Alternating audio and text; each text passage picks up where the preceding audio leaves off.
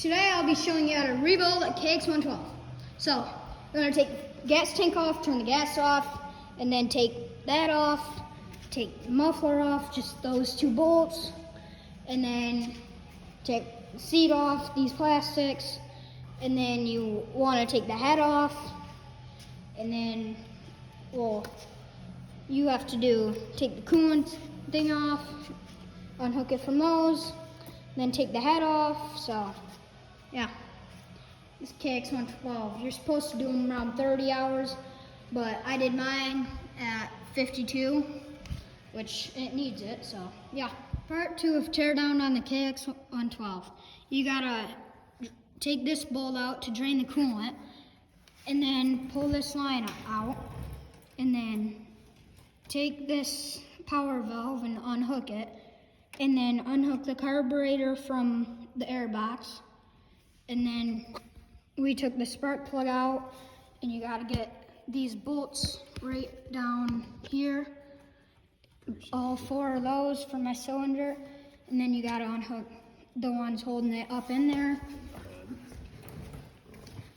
And then you gotta pull the head off, the cylinder,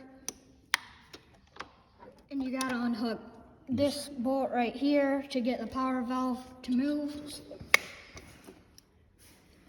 Then pull it out. Try not to get coolant in. Try not to get coolant in there. Make sure the bucket's down there.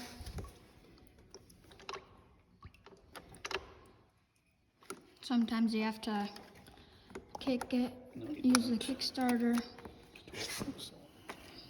And then there, it's out.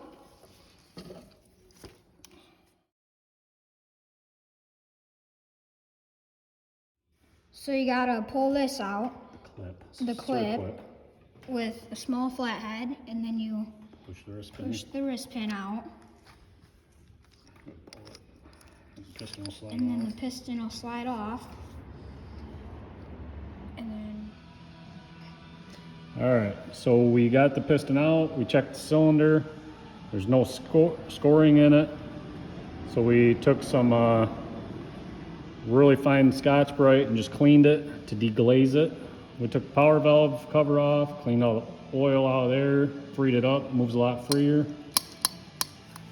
Got the piston put on, put a new wrist pin bearing in.